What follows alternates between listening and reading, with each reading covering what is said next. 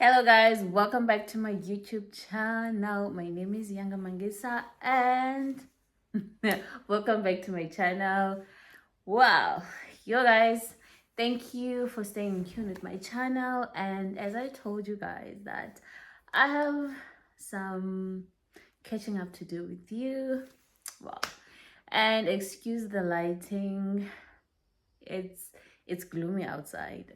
I tried, it's very gloomy outside, and I actually have a chance to shoot this video. And before I start mumbling more,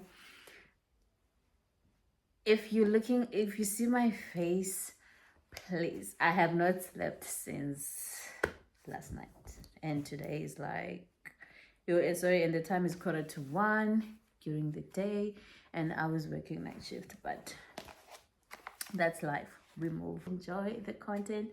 We are all about all things faith, healthy lifestyle, living abroad, and living abroad. A few stereotypes here and there.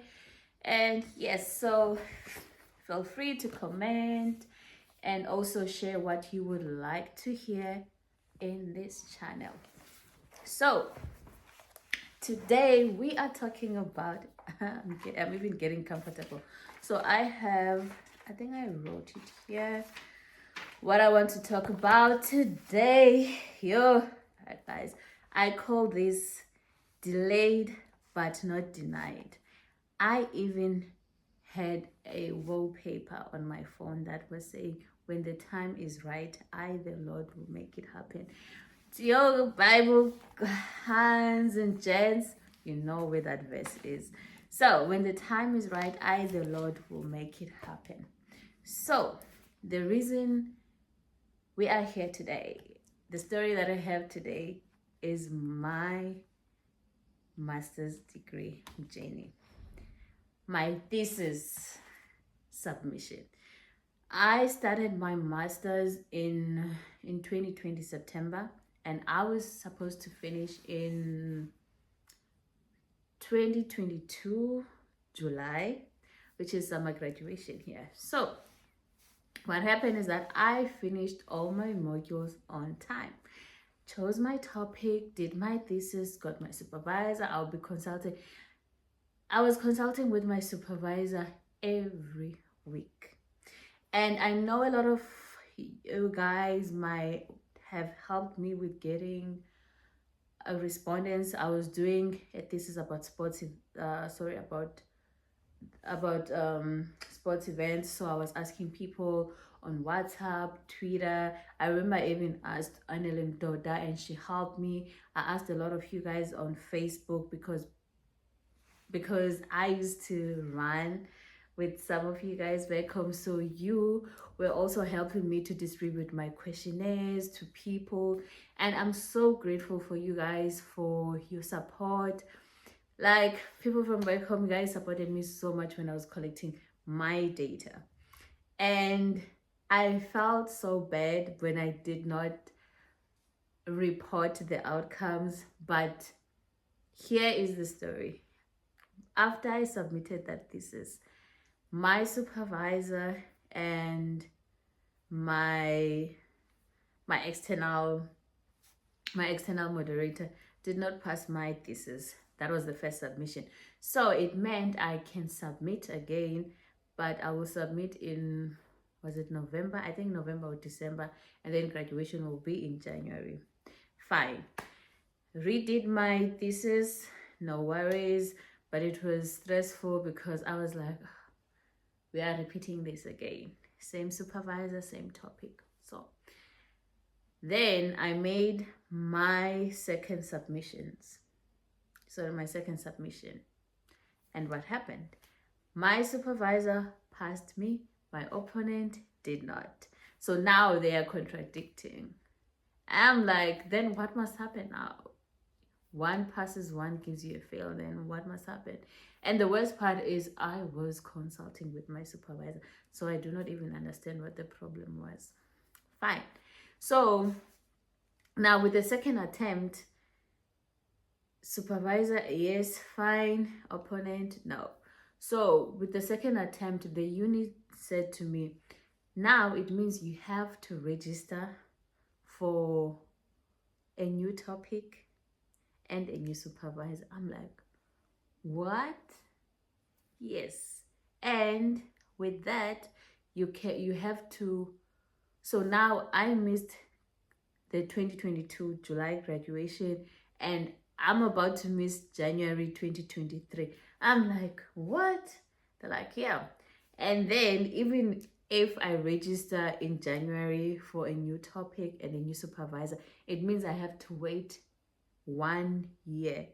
The reason I have to wait 1 year is because now I am applying for a new topic and a new supervisor. And here they've certain periods for reapplications of new thesis topics or something like that, and with the supervisors. So there's a certain application period.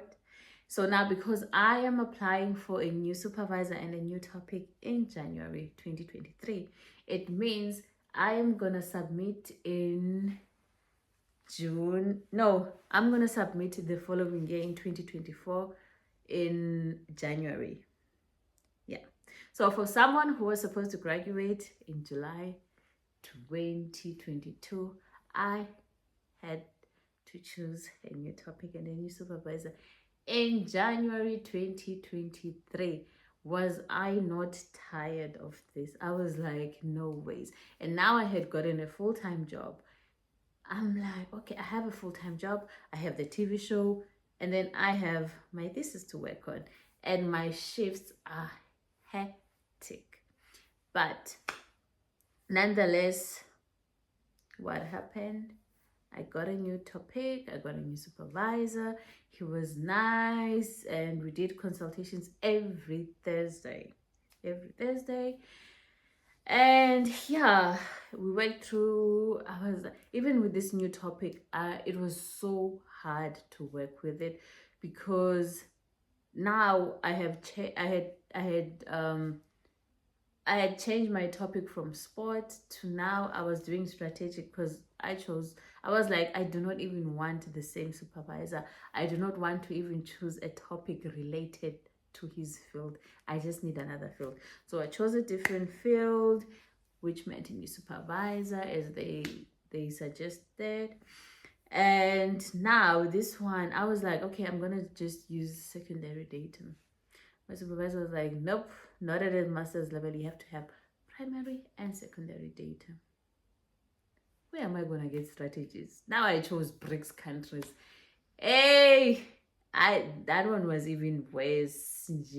Actually, it was not worse, but it was challenging me, because it is speaking about strategies and it's 5 countries. I'm like, why did I do this to myself? Hey, but it was actually a nice challenge and a nice learning curve.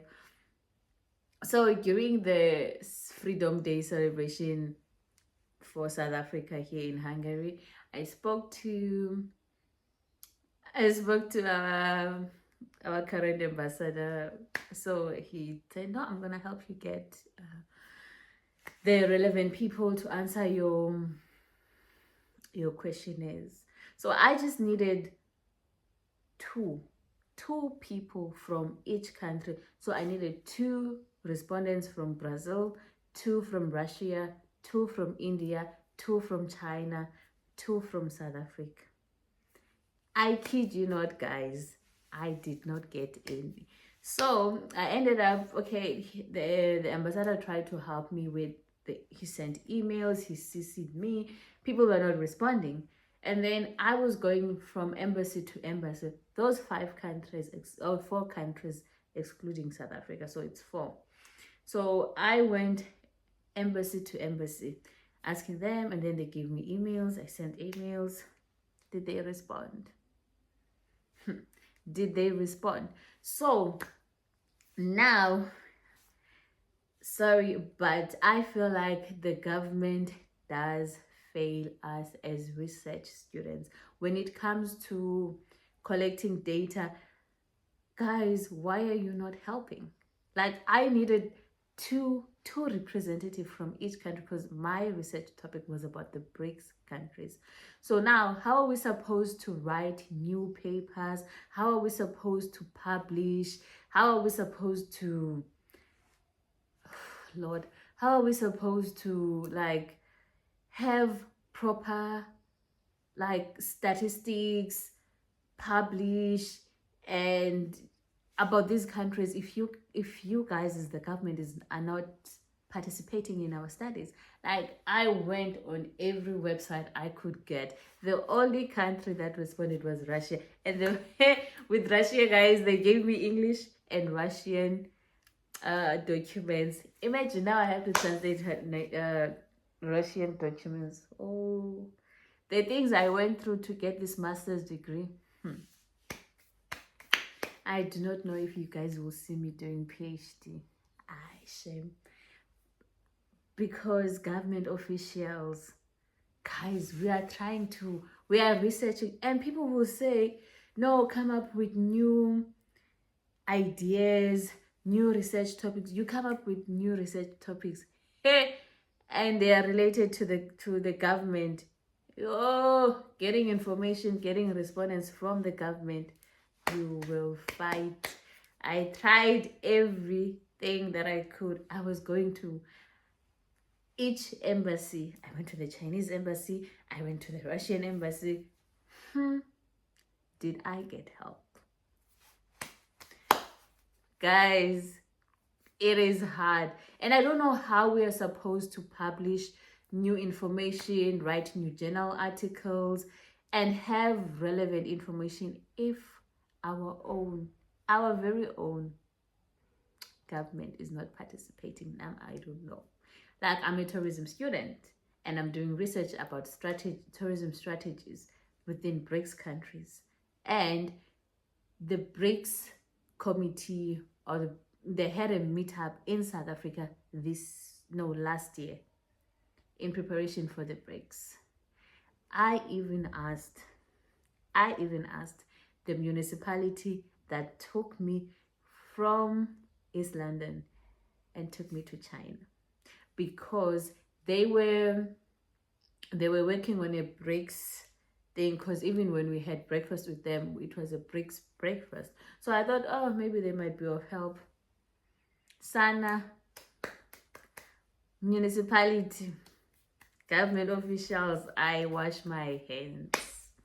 Shame. I do not know how I'm gonna go about publishing my paper, but I want to publish my paper. But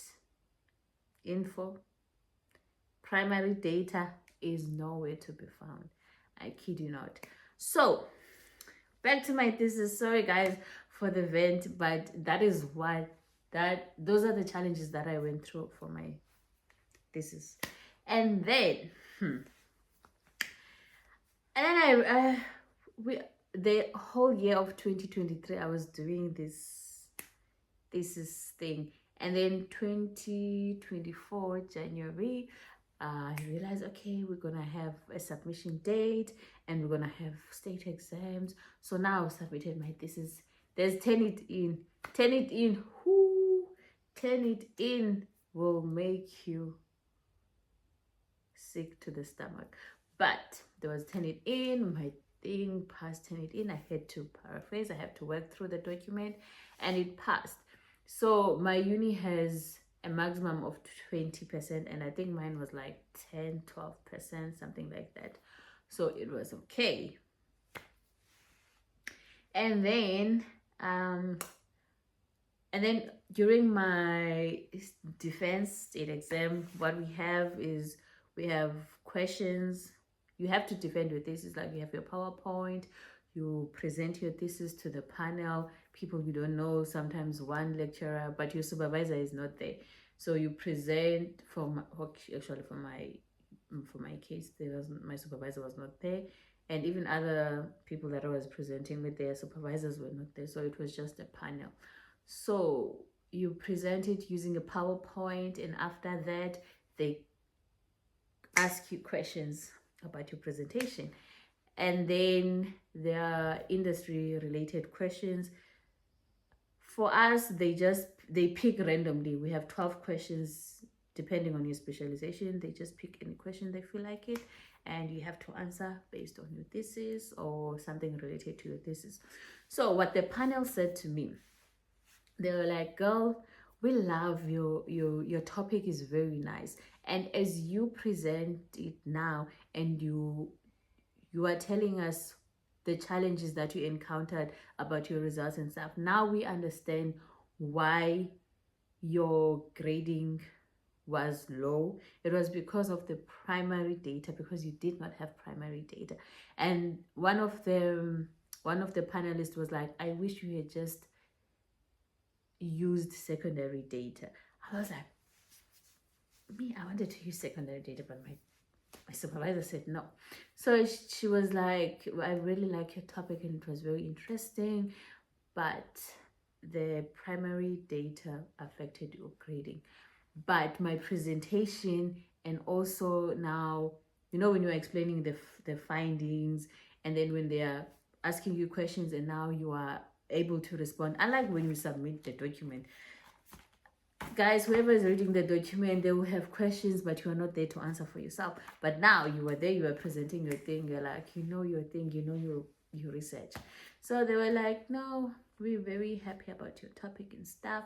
And then they were like, when I told them about what happened to my primary data, they were like, that is how government officials are. You will not get the information that you are looking for. You will not get them to participate. I'm like, but how are we supposed to produce new research? I'm like, yo.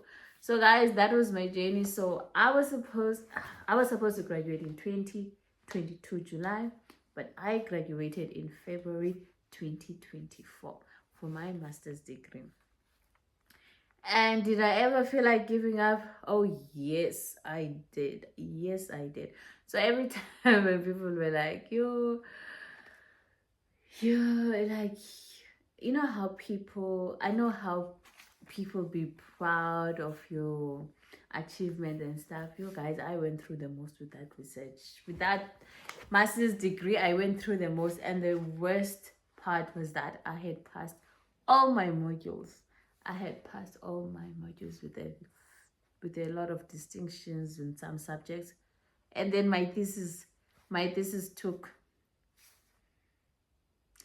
2.5 years on its own, excluding me studying my other modules. 2.5 years. Make it make sense. So for me, I'm very traumatized by school, and I'm very traumatized by my uni. Sorry. Very traumatic experience. And I wish to pursue my PhD? I don't know. Maybe we'll put it on the table. We'll put it somewhere.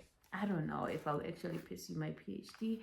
And if I were to pursue my PhD, I will definitely wholeheartedly not choose my former university. Sorry, but not sorry. I would not. Not in a million years. I will not. I will choose another uni. Unfortunately, I did not have a great experience. So guys, that is how my thesis or my master's degree took longer than it was supposed to be on paper. I don't know, but eventually I'm a master's graduate. What do they say? They say I have master's in economics, in economics of tourism and management. Guys, it has economics somewhere, but yeah, I say I'm a mastered hand. But one thing about this experience, I think just being in Hungary, one thing that has taught me living abroad is resilience. But guys, in a legal way, not in an illegal way. I'm a very resilient person, and I push through, and I make sure that I finish what I started. And God has been and is still amazing. Carries me so well and has carried me until now. And he will continue to carry me in whatever journey that I take. So guys, if you are thinking of giving up because you failed, or I know I did not.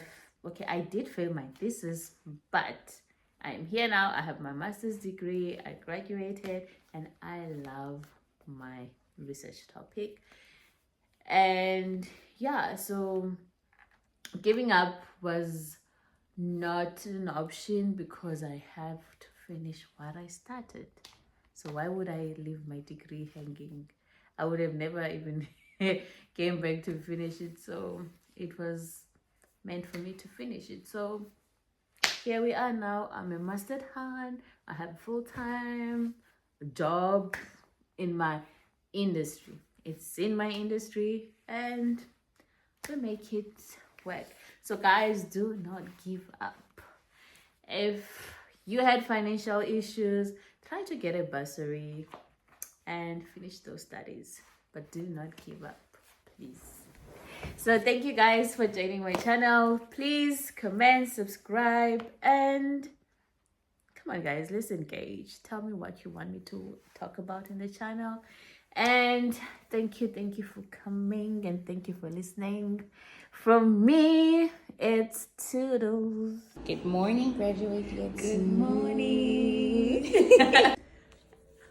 Graduate yet soon. In leaving